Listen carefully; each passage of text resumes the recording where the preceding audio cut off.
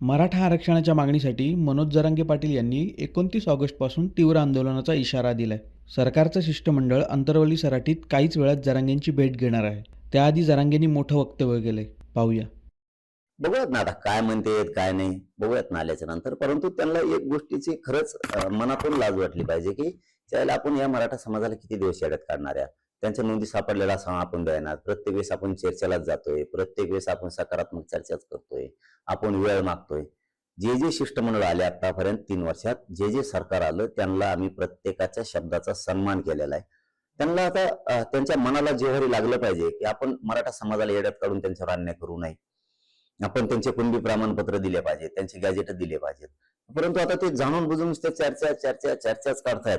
त्याला काय करू शकत नाही. मी सुद्धा आता लाडभाऊ यायलेत, समजा शंभूराज साहेब यायलेत असं माहिती मिळाली मला. सामंत साहेब यायलेत, आमचे विखे पाटील साहेब पण यायलेत. आता काय करतेत बघूयात, काय होतंय काय नाही, काय म्हणणं आहे त्यांचं लक्षात येईल. पण त्यांना गैरसमाजातून बाहेर पाडावं की आम्ही वारंवार आंदोलन उभा राहिलं की मराठा समाजाला गोड बोलून शब्द देऊन फसू, JR काढू, प्रमाणपत्र देणार नाहीत, फसू. आम्ही 58 लाख नोंदी शोधू, प्रमाणपत्र देणार नाहीत, ज्याचे दिले त्याला व्हॅलिडिटी देणार नाहीत, गोड बोलून आम्ही मराठ्यांना फसू. ह्या गैरसमाजातून मात्र त्यांनी आता बाहेर यावं. आता मराठा कायमचा तटस्थ झालेला आहे. कारण त्याच्या लक्षात आलंय आता की हे यांना निवडून आपण दिले आणि हे आपलं पोरांचं पोरींचं वाटोळं करायला लागले. आता यांना सुट्टी नाही. आणि मी जाहीर सांगतो, 28 ऑगस्टच्या तुम्हाला काय करता येईल ते करायचं. 29चं आंदोलन थांबत नाही. पाटील, मंत्री छगन भुजबळ असं म्हटले की जरांगे पाटील यांचा लढा शासनाच्या विरोधात आहे, आमच्या विरोधात नाही. ते भुजबळ साहेब काय ते साबर आहे. त्याच्या लक्षात आलंय बाबा की बाबा आता हे मराठ्यांच्या नोंदी सापडल्यात म्हणजे राज्यघटनेच्या नियमाप्रमाणे आहेत, संविधानाच्या नियमाप्रमाणे आहेत, 1967च्या आरक्षणाच्या नियमाप्रमाणे. त्यामुळे ह्या नोंदी ह्या द्यावाच लागणार आहेत. उगाच मराठ्यांचा वैरी होण्यात मजा नाही. कारण मताच्या टायमाला लई फजिती होती, मतं घ्यायच्या टायमाला हाल होत आहेत. आणि त्याच्या लक्षात आला सूर ग्रामीण महाराष्ट्रातल्या गरीब ओबीसीचा सुद्धा की मराठ्यांच्या जर नोंदी सापडल्या तर मराठ्यांना दिलं पाहिजे. गाव खेड्यात आम्हाला गुन्हे गोविंदाने नांदावं लागतं. विनाकारण मराठ्यांचं इकत भांडण आपल्या ओबीसीच्या नेत्यानं घेऊ नये, हे त्यांच्या कानापर्यंत विषय चाललेला आहे. ग्रामीण महाराष्ट्रातला ओबीसी हे स्वच्छ मनाचा आहे, तो प्रामाणिक. त्याला वाटतं मराठ्यांनी जर आपल्यातलं 4-2% मागितलं तर मग आपण विरोध करावा. पण त्यांच्या नोंदी सापडल्या, त्यांचे गॅजेट आहेत, त्यांच्या सरकारी दस्तावेज आहेत, आपण कसं काय विरोध करायचा आहे. त्यांनी कुठं आपल्या लेकराला केला विरोध.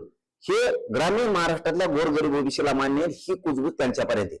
त्यामुळं त्याच्या डोक्यात आलं की मराठ्यांना विरोध करून काय उपयोग नाही, आपलं राजकीय अस्तित्व उद्ध्वस्त होऊन जाईल. मराठे आता निवडून दिले, पुढच्या वेळेस पाडून टाकते पुन्हा. त्यामुळे नादी लागलं नाही. आता ते बावनकुळ्या जाणं आणि ते लफडं जाणं ते कळकळून हसतोय. आता तो मोकळा झाला याच्यातून. आणि हे सत्य की ग्रामीण महाराष्ट्रातल्या ओबीसीला वाटतंय मराठ्यांच्या नोंदी सापडल्यात, मराठ्यांची गॅजेट सापडल्यात, मराठ्यांना आरक्षण दिलं पाहिजे.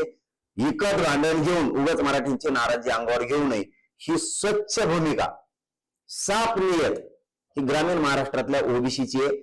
आणि हेच खरं आहे, मराठ्यात आणि ओबीसीत कधीही दुराव होणार नाही. ओबीसींना माहिती आहे गरिबांना की राजकारणी नेते जे आहेत आपले ओबीसीचे, हे त्यांना पद मिळावं, पैसे मिळावं, कुटाने व्हावात म्हणून फक्त मरमर करतात. यांना ओबीसीचं काहीही देणं घेणं नाही. हे सत्य प्रवाह धनगरात पण आहे, लमानी समाजात पण आहे, आदिवासीत पण आहे आणि सगळ्या ओबीसीत मायक्रो ओबीसी सुद्धा आहे.